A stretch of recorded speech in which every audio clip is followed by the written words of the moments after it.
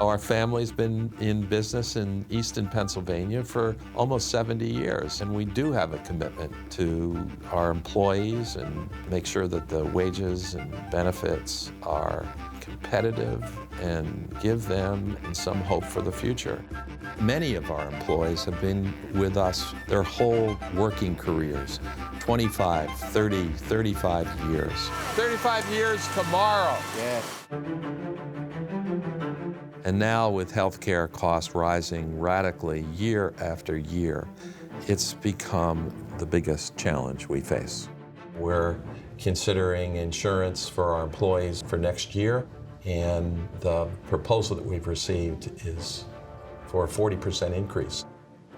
We have 160 employees. It's going to cost us an average of $4 an hour for each of those employees, just related to the increase in insurance. I don't think the employees can handle it. What are other companies doing? Are they just passing the burden on to the employees? It's a good question. A third of MCS's total healthcare expense is just for prescription drugs that are driving the cost of healthcare out of control in the United States. I see pharma as a threat not only to MCS's bottom line profitability, I see it as a threat to the U.S. economy.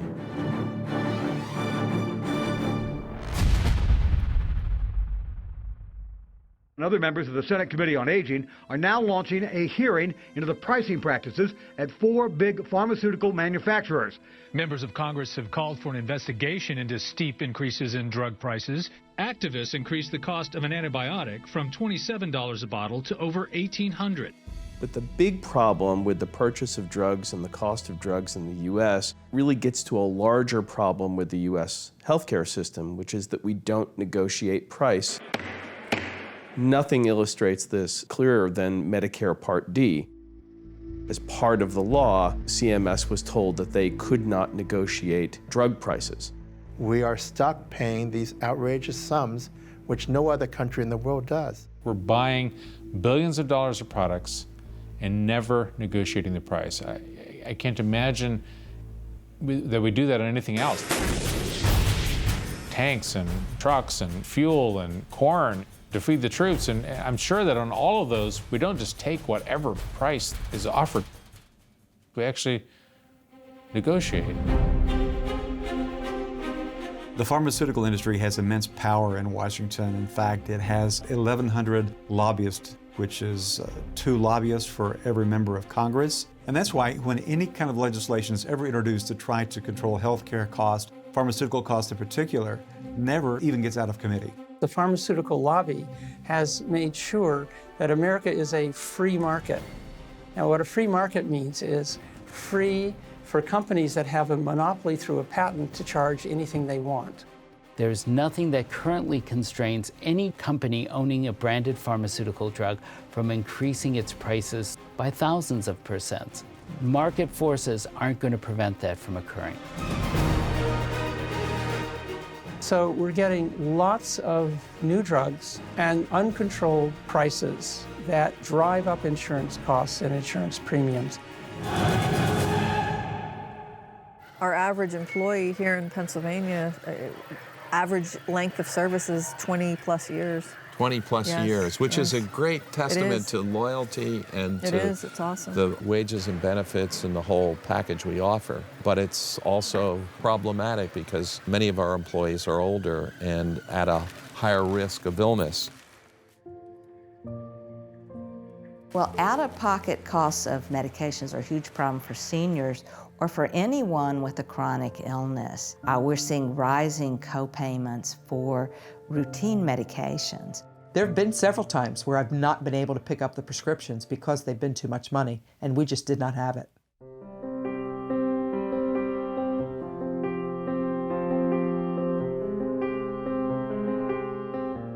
We know that when you put a high co-payment on a drug, folks will use less of it. They'll skip pills, they'll cut the pills in half, they'll go without the pills completely.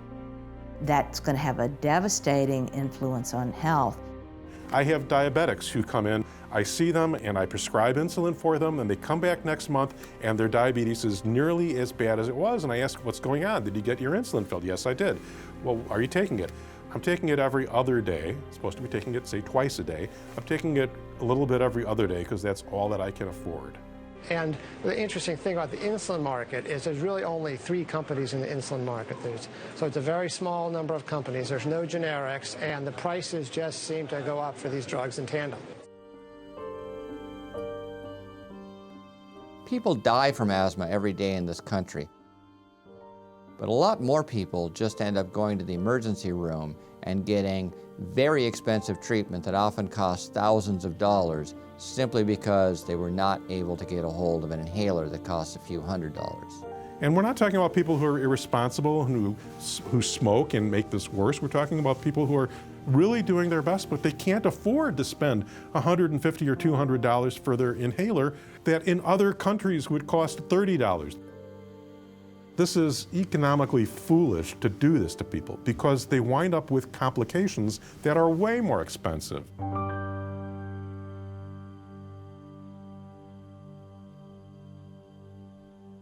The cost of specialty drugs threatens the entire system, and it is the single issue that employers are most worked up about. At any time, we could have 4 or 5 or 7 employees who have very serious illnesses. Some of the drugs cost us more than their annual salary. It can be double or even triple. This is not sustainable. It's an impossible situation. Health insurance cost is clearly the driving force behind flat wages in the U.S. We're committed to providing annual raises that are better than the inflation rate. But year after year, the extreme health insurance increases make that an almost impossible challenge. We were paying about $18,000 a year for a high deductible insurance plan for a family of one of our employees. Family coverage under this new set of rates will be $28,000. We're looking at a 40% increase in our health insurance costs it's about $4 an hour per employee, and it's crazy. And I'm wondering how efficient we are out here. Over the years, we've actually reduced our head count while increased, sales and product that we ship out the door. So we have gotten much more efficient over the years. We've gotten pretty lean. If someone told me 10 years ago that MCS would face a $4 an hour increase in employment cost just related to the increase in health insurance, I would say, you're crazy. It's never going to happen.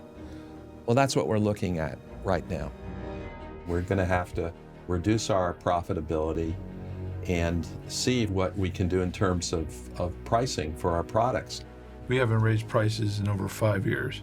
Some of our bigger accounts have wanted us to bring our price down. How can we do that if we're absorbing more costs? In fact, this year we lost a core product line into a major customer. I see pharma as a threat not only to MCS's bottom line profitability, I see it as a threat to the U.S. economy.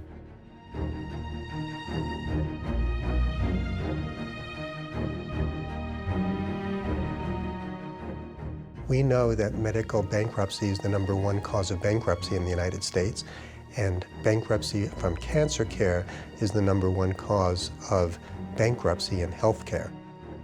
When I started practice, the most expensive drugs cost less than $200 a month, and now the starting price for most pharmaceuticals is somewhere in the order of $10,000 a month for each new drug. Sometimes we're seeing doublets, so with doublets it can be $15,000 or $20,000 a month. Unlike every other drug, which physicians are not allowed to make a profit on, for these specific category of Medicare Part B drugs, the doctors make profits. All doctors who currently give infusion medications get a 6% commission based on the price of the medication. So we see all sorts of amazing behavior which the company with a certain drug will offer incredible discounts to the physician. And we know from historical data now that when these discounts are offered, oncologists will switch the drugs that they use in their practice. If you have a drug that's not quite as good as the drug that they're already giving or only just as good, well, how do you get your doctors interested in it? Raise the price. And what that's done is it's led to this massive price escalation in drugs that are administered in doctors' offices. We've had an opportunity at Oncology Analytics to review hospital pricing from various hospital systems around the country, and it's amazing how much variation there is. We've seen $100 drugs priced at $10,000. We've seen $500 drugs priced at $40,000. The difference is extraordinary. It seems that the hospital systems can determine whatever price that they want. 1 in every 4 hospitals in the United States is now putting in a cancer center because that's the most lucrative area. I don't use the word crisis lightly, but I think that this is a crisis for the quality of cancer care. If patients can't afford it, it doesn't matter how good the drugs are. And in oncology, we have a lot of drugs that behave like monopolies. You have one choice, and if you take the drug, you will do better, perhaps be cured. And if you don't take it, you will die.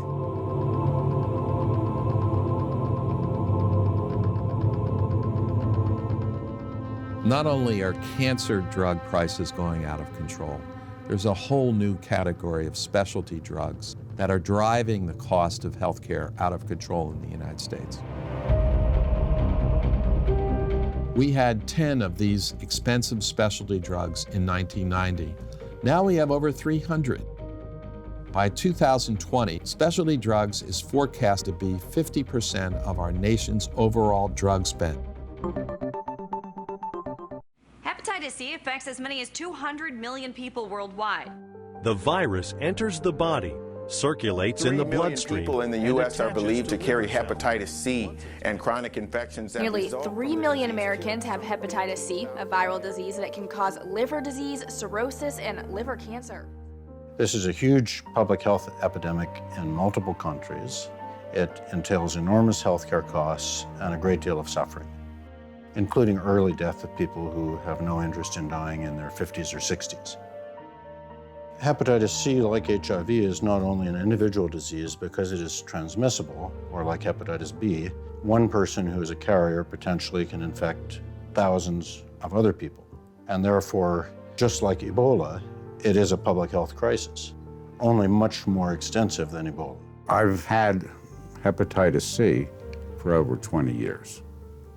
There has not been, until recently, a viable cure. The Food and Drug Administration approved a new form of treatment for hepatitis C Friday. It's called Sovaldi and was created by U.S. When I heard about Sovaldi, I was very, very excited.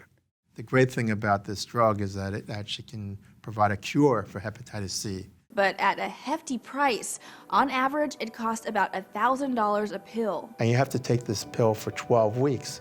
So you're talking about something that could cost like $84,000. The high price tag has medical professionals on edge. This is unbearable to the healthcare system and is completely unjustified. We've had 2 people in the last 3 years that have been treated for hepatitis C.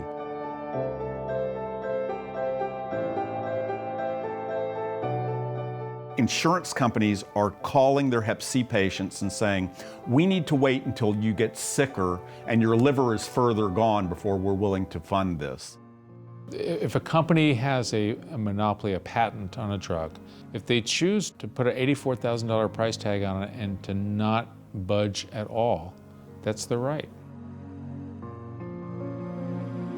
We have something like 3 million people with hepatitis C, and we're going to have to make an economic choice here because of the price of Sovaldi, that either they're going to be able to afford the price, which very few people can, or they're going to essentially come up with chronic liver disease, cirrhosis, and possibly die. And that's really a huge moral dilemma for our society. Only 10% of the hepatitis C in the United States has been treated by these drugs in the last 2 years because they're so fantastically expensive. Sovaldi announced that it has negotiated with Indian manufacturers for a generic version, and the price is going to be 1% of the US price, a 99% discount, and that's with profit. In other countries, they have patented medicine price review boards. If you want to sell your drugs in that marketplace, you have to sit down and negotiate based on the size of that particular marketplace.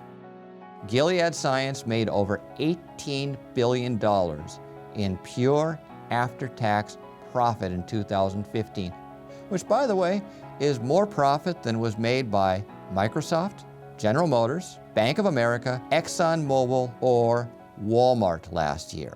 It is outrageous that one manufacturer producing a handful of drugs can have a higher level of profitability than major corporations.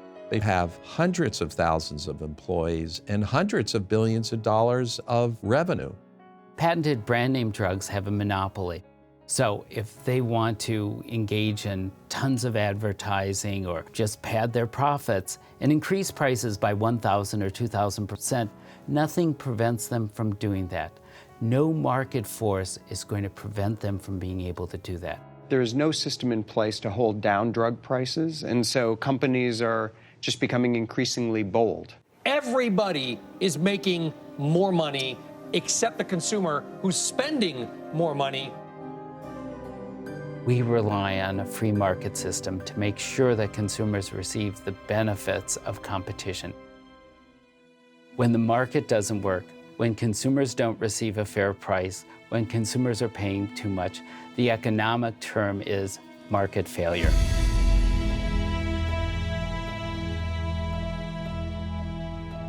We need to turn to regulation to effectively replicate the forces of competition, to hold those market forces in line and make sure that consumers receive a fair deal. We really can learn from other industrialized countries. They apply sound regulatory principles that provide the right incentives to market participants and assure that consumers receive a fair deal. A good portion of what pharmaceutical companies claim is research is what they call in-process research.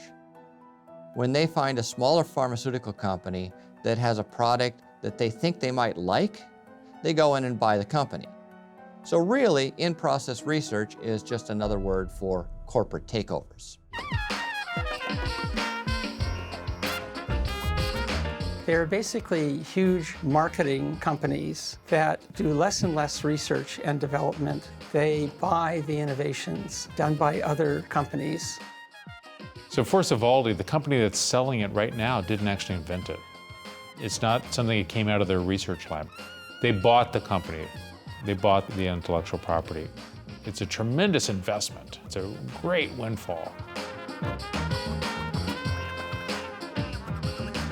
They're using the power of our commercial banks and Wall Street investment banks to raise enormous sums of capital to buy these smaller biomed operations, and then they become marketing firms and they market these drugs at exorbitant prices.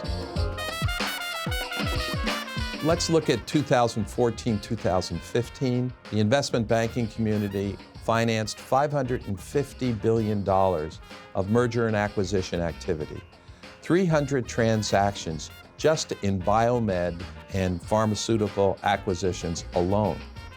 It's become almost a feeding frenzy of merger and acquisition activity. And the end result is a bonanza for the Wall Street investors, for the inventors of the drug, for the pharmaceutical companies, at the expense of the American public. Because they know at the end of the day they can charge whatever they want. There is no regulation on Wall Street. A new company can come in, take over the product, raise the price. That's the formula for profiteering. There was a drug for premature infants that was the subject of an acquisition about 6 or 7 years ago. There was no justification for them increasing the price 2,000%, except they knew they could do it.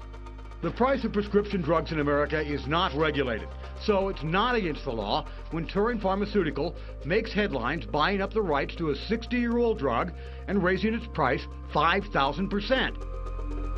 The reaction, particularly when you read the papers today, has been quite critical of this move. So why? Well, you know, we needed to turn a profit on the drug. All of Pharma tried to treat him as though he was castigated. He was really not doing anything that they hadn't set down the rules for. What do you say to that single pregnant woman who might have AIDS, no income, and she needs Daraprim in order to survive? What do you say to her when she has to make that choice? On the advice of counsel, I invoke my Fifth Amendment privilege against self-incrimination and respectfully decline to answer your question. And you would think that the insurance companies would be concerned and really try to do something about the ever-increasing prices of drugs. They're actually benefiting in various ways. Many of them own pharmacy benefit management companies. Some of the most profitable businesses within those insurance companies are those divisions that contain the pharmacy benefit management companies. Pharmacy benefit managers are supposed to negotiate best prices from drug manufacturers to reduce the cost to our company. But for many high-priced drugs, instead of a best price for us, the manufacturer offers a rebate to the PBM and the insurance company. These are backroom deals with no transparency. Our company pays inflated prices, while the insurance company and its PBM pocket the rebate. What is this rebate? It's just a fancy name for a kickback. PBMs are making decisions not because the drug is the lowest cost, not because the drug is the most efficacious. Those types of rebates are prohibited in every other segment of the healthcare marketplace.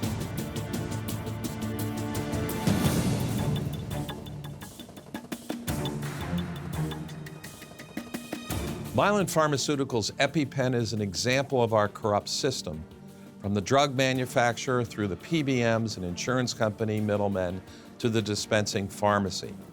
The system clearly incentivizes price increases. Mylan CEO Heather Bresch speaking out for the first time since the EpiPen price hike controversy blossomed in a wide-ranging interview. My frustration is there's a list price of $608. There is a system.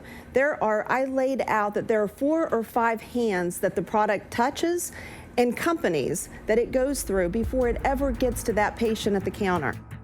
And we see a drug that's $600 in cost, where $300 of it becomes a rebate that goes to the PBM, who then shovels the money to the insurance company. Our healthcare is in a crisis. It's no different than the mortgage financial crisis back in 2007. What is Mylan's CEO telling us?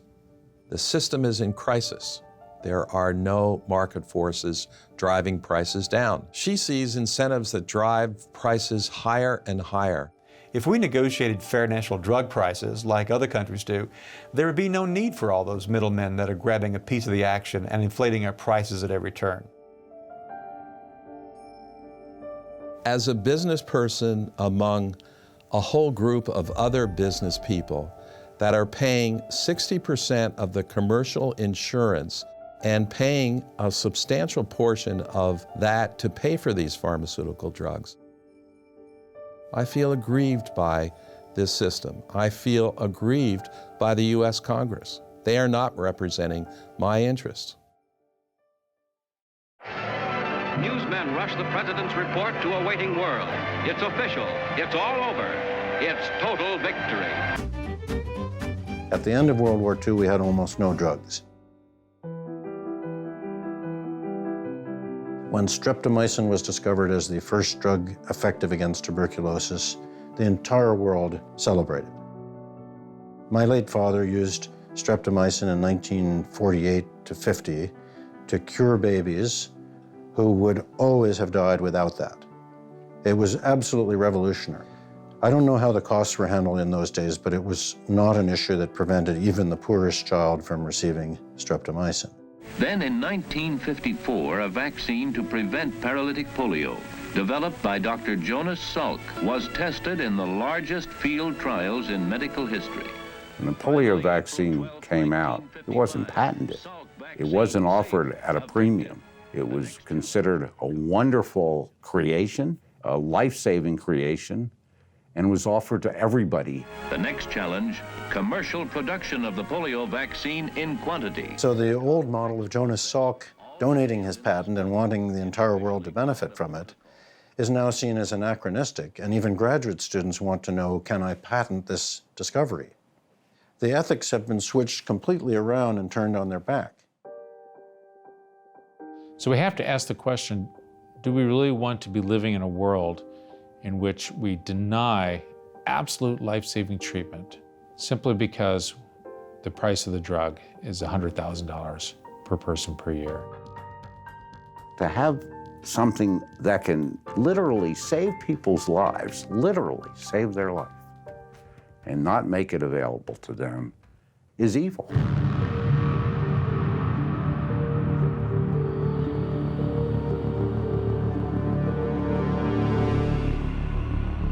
And the story that the industry has always told, why do they charge so much for drugs? Well, because the costs of research and development are so extraordinary.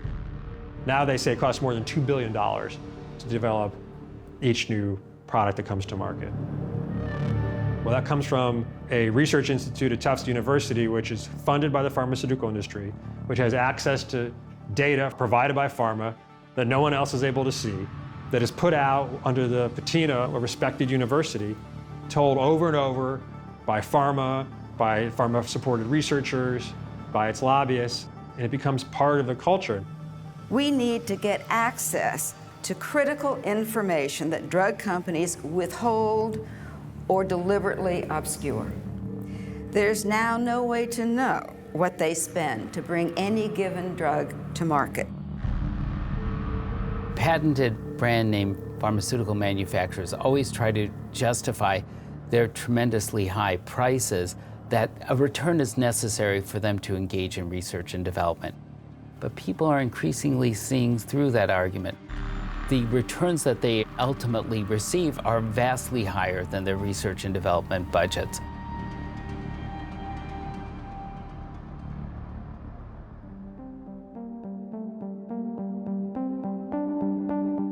A substantial percentage of the funding for major clinical advances, the small percent of new drugs that are really clinically better, comes from government, foundation, and charitable contributions. That is, comes from taxpayers and from donations.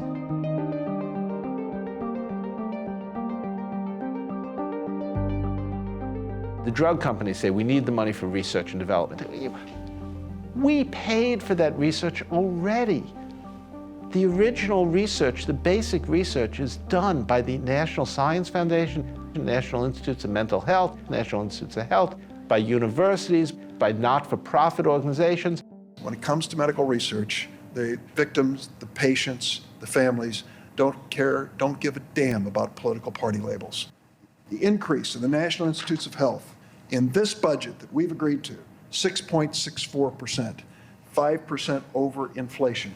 It's a total of $32.08 billion in the National Institutes of Health. Funding for basic research in the world has been the United States taxpayer. To now make drugs derived from that research inordinately expensive so that people cannot get them is obviously unethical.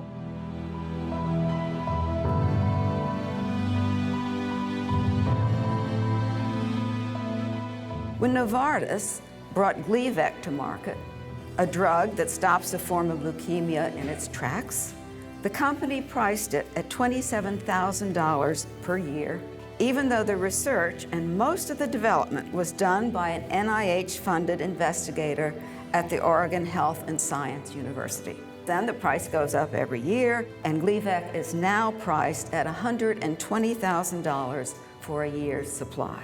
If we're going to let them use our research, we should demand that these drugs are priced in a way that's fair enough for them to want to continue to produce them, because we want them to produce them, but not so usurious that it's going to bankrupt the nation, and it's just not right. The FDA actually does not require companies to provide any information about whether a new drug is clinically better. This is amazing. I mean, that's what my neighbors think the FDA is doing, when actually it's doing the opposite. It's approving scores of new drugs every year that are little or no better based on tests that do not test whether they're better.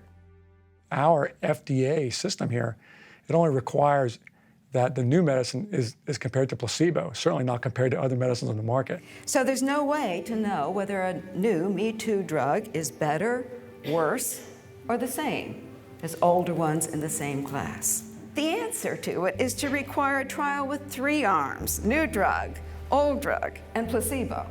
Is this new drug going to be better for my patient? That's the first question. And I'm going to say, is it going to be better than the best available drug? Not is it better than the worst available drug. So the R&D and the patents are not rewarding significantly better drugs. In fact, they are rewarding the development of a lot of significantly trivial drugs.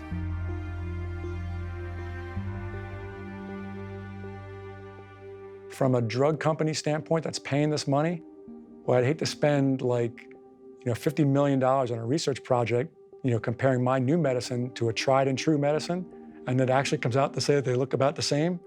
That's not going to help you sell your product. For patients that need to take a medicine like warfarin, which is anti-clotting medicine for folks that have atrial fibrillation, there are now maybe 3 brand new medicines on the market. They're on the TV commercials nonstop. At first, I took warfarin. I was taking warfarin. I wondered, could I up my game? My doctor put me on Pradaxa instead. Told me about Eliquis.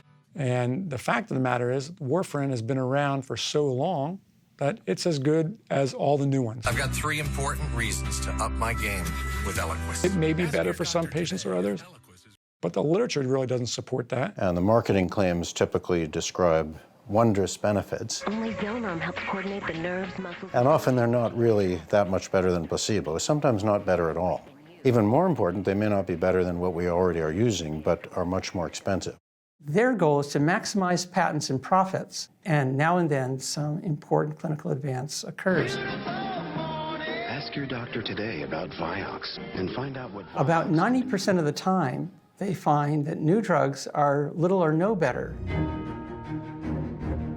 So the research and development is new tweaks that allow companies to get a new 20-year monopoly patent that really provides little or no clinical advantage. The fact that Medicare cannot establish a value and effectiveness-based formulary and cannot negotiate the price of the drugs incentivizes the pharmaceutical industry to develop drugs that are not innovative, drugs that can be marketed at high prices, 10 to 20 times the expense of generic medications.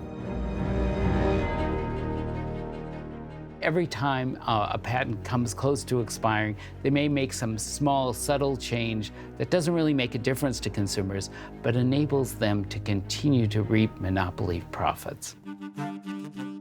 Articles whose authors are on the take with companies are 3 times more likely to conclude in favor of the sponsor's drug. So your doctor, who is kind of the end victim of double-biased literature that makes new drugs appear more effective than they are and safer than they really are.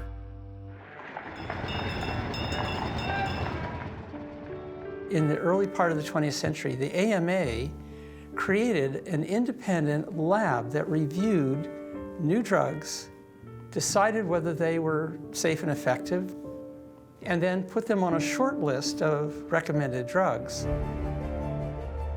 Finally, in mid-century, the drug companies let the AMA know that if they didn't close their lab, they would withdraw their advertising from the Journal of the AMA and the other AMA journals, and they closed the lab. People often refer to our healthcare system as a free market. Well, if there was a free market, you would expect competition to drive down the price of drugs. Yet that's never been the case with brand name prescription drugs. In many cases, they're 50 or 100 or as much as 200 times the price of the exact same medication in generic form. patients may think they need a certain medicine. Prescription Celebrex can help relieve arthritis pain so your body can stay in motion. And they may see a commercial on TV and they're going to come in and say, I'd like to take this medicine. Whereas the physician may know from the actual data that it's probably not going to make a whole lot of difference. It's, hasn't shown to be very effective in trials, things like that.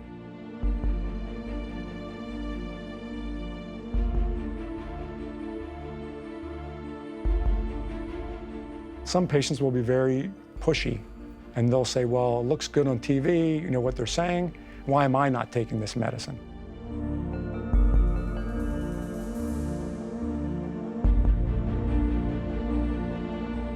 We know, for example, with Neurontin, a drug which is now considered to be relatively useless, achieved $3 billion per year in sales in the United States, that a Boston jury convicted Pfizer of racketeering fraud for the way it was promoted. I'm Christy Duffy for Smart Trend News. Shares of Pfizer closed down 1.25% Thursday to $17.39 after the world's biggest drug maker was found by a jury to have committed racketeering fraud in the marketing of its epilepsy drug, Neurontin, and must pay $142.1 million in damages.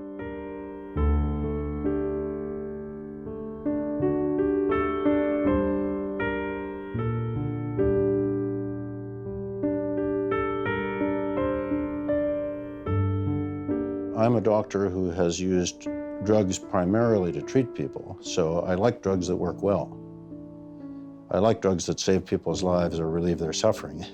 I'm not in any respect anti-drug, but I do not like drugs that cause harm to people, that impair the quality of their life, and that waste public resources, because we lose the ability then to do useful things for people. The rest of the world uses value effectiveness calculations to determine what is a reasonable price for a particular drug. We don't do that. So I practiced medicine for 20 years and then was recruited to go work at one of the largest pharmacy benefit managers in the country. My primary function was leading the clinical process, helping select the drugs that would be covered on somebody's formulary. My problem with it is that we replicate this same process over and over and over again throughout the country, and it's an expensive process. We could eliminate all of that redundancy and just do that once for the country. You need a formulary that meets most needs for most people and then has an easy, evidence-based exceptions process for the people that need that. A well-designed formulary is based on science and value. It excludes overpriced drugs that are not clinically better than other less expensive drugs. It's a mechanism for controlling prices while providing maximum patient benefit. Every modern nation has figured out how to build a clinically sound formulary and do it in a way that once that's built, you can cut the price of drugs by roughly 50%. The Veterans Administration has a science and value-based formulary. It results in them paying 40% less than the rest of the country. Politics aside, it would be so simple to design a process whereby we have a clinically solid formulary that we know makes all the important drugs available to everybody who needs them for a fraction of the price of what we're spending today. We could do this. We could do this easily. This is not rocket science. This is something that we know how to do. So we need a new way of dealing with the way these drugs are priced. Now, for this to work, we would obviously have to eliminate much of the politics and much of the lobbying that currently goes on. If lobbying were not the driving force for how we make decisions in the country, how policy is shaped in the country, we would then be free to do things that actually do make sense for the common interest. Nothing gets through Congress that isn't largely written by the special interest that the legislation will affect.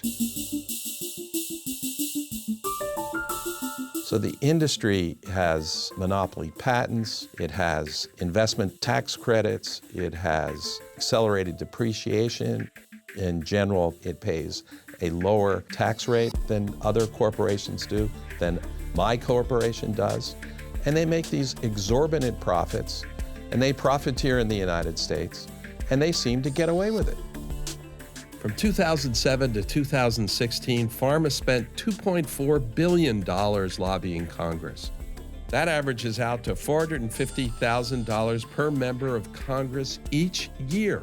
Lobbyists have enormous impact on legislation affecting pharma. Lobbyists make sure nothing Congress does negatively impacts their profits. That's why pharma can charge Medicare any price they want. And by law, Medicare can't negotiate price. So that's a pretty great deal for the drug companies. We're going to expand the market, we're going to buy your products, and you get to set the price. We can't even negotiate with you. How did this possibly come to be? One of the most prominent examples of how an industry is able to get what it wants out of the lawmaking process was Medicare Part D. The legislation was presented on lawmakers' desk, very big piece of legislation, and they were told that they would have to be ready to vote on this legislation by the end of the day. At first, it didn't pass. They kept the vote open for hours and hours and hours, way into the night, until they had twisted enough arms to get the number they needed to pass it. This legislation is the achievement of members in both political parties. And this legislation is a victory for all of America's seniors. They invested several $1 million, certainly, in lobbying to get this legislation passed, but it clearly has resulted in many billions of dollars in additional revenue for the industry. And this legislation was different from most big pieces of legislation in that there was no provision for how this money was going to be raised. And it's estimated that by 2023, it will have added $1 trillion to the debt. The central figure in this story was a guy named Billy Towson, who was chair of the key committee in Congress that was moving the legislation forward. He carried the industry's water, and he made sure that what the industry wanted, the industry got. That legislation undoubtedly would not have passed had it not been for the congressman's leadership. Billy Towson didn't stay in Congress very long after that deal. What's it going to take to wake up this country? To make us understand what a national treasure are our scientists in our laboratories around America. So if you take a guy like Billy Towson, for instance, when he was in the House of Representatives, he was probably making $175,000 a year. Well, when he left Congress early to become a pharmaceutical lobbyist, he's all of a sudden making $2 million a year. The George W. Bush prescription drug plan, that would never have passed without the interests of the pharmaceutical industry at heart. And about 20 or more congressional staff who worked on that legislation all went to work for the pharmaceutical industry immediately after it passed.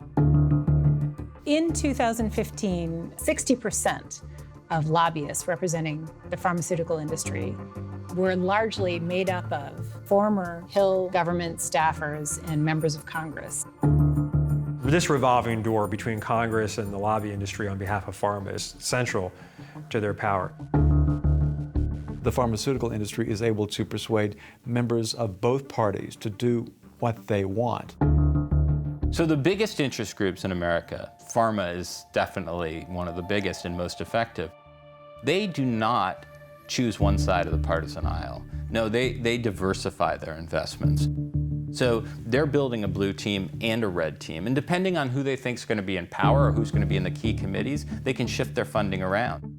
During the debate on healthcare reform in 2009, the pharmaceutical industry spent more that year than any industry has ever spent lobbying on a single piece of legislation. They spent $275 million just to influence the Affordable Care Act. Today, after all the votes have been tallied, health insurance reform becomes law in the United States of America. The Affordable Care Act was an important piece of legislation that does a lot of good.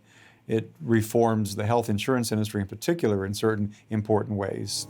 For example, it makes it unlawful for them to rescind coverage or drop people from coverage just because they get sick. It prohibits them from blackballing people, declaring them uninsurable just because of a pre-existing condition. And it also has expanded coverage by about 20 million people. Those are the positives, but it also has fallen far short when it comes to controlling costs. The pharmaceutical industry had a few objectives going into healthcare reform. They wanted to make sure that whatever was passed would not in any way interfere with profits. Then they got what they wanted. I think it's clear to almost anyone in this country that the pharmaceutical industry controls the price of drugs in an almost criminal way. And if you look at the fact that we tried to regulate drug pricing in the past and were incapable of getting it done, what that shows you is the tremendous power of the pharmaceutical industry over Congress, over Washington. Pharma is the biggest contributor of lobbying dollars of any health industry sector in America.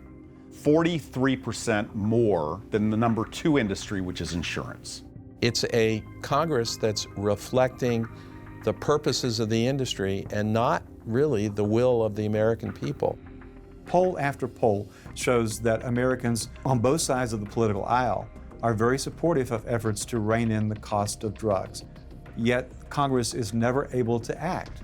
So this is a poster child, if there ever was one, of Congress not being able to act on their constituents' behalf, but votes instead to protect the status quo, to protect profits for a particular industry. Our colleagues have asked in the Commerce Committee, how about a hearing to look at what is happening to the American people on these outrageous prescription price increases that just keep increasing and increasing?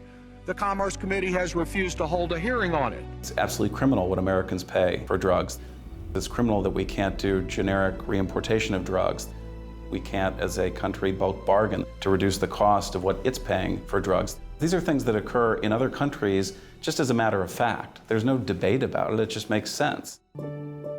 If a pharmaceutical manufacturer wants to sell its products in Canada, it goes through a patented medicine price review board. People cross the border from New York, Vermont to go to Canada to buy drugs because it's cheaper. It's illegal, but they do it anyway. We're the largest market for pharmaceutical drugs in the world. Why are we paying twice as much?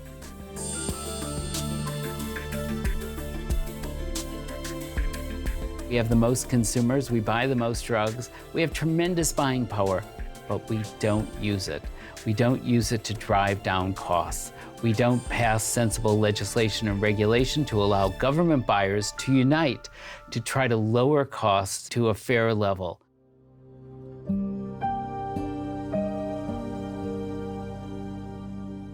The costs of the lack of competition in the pharmaceutical market are astronomical. And they're effectively a cost on U.S. business, a tax on U.S. business that prevents them from being effective competitors, and they're a cost that consumers pay out of their pocketbook every day. That cost could easily exceed $100 billion a year. This is an industry that does not play by the same rules that the rest of the economy plays by. So at every turn, the industry uses the government to protect its profiteering in the United States. So can anything be done to stem the tide to help those Americans struggling to pay for their prescription drugs? The monthly cost of cancer drug therapy has increased from $100 to $10,000.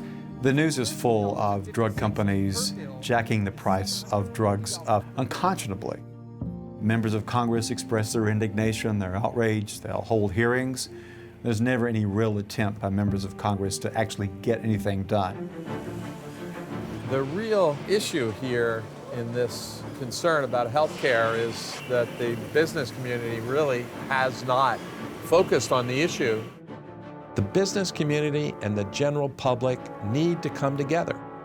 They need to demand that Congress pass legislation to allow Medicare to set up a national value-based formulary with fair pricing.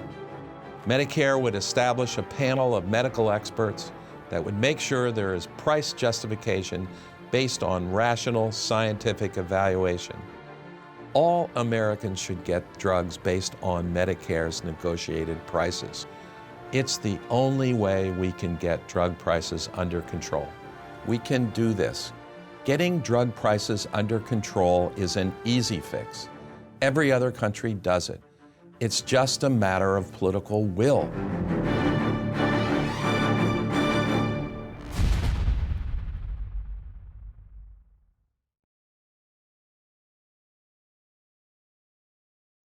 you.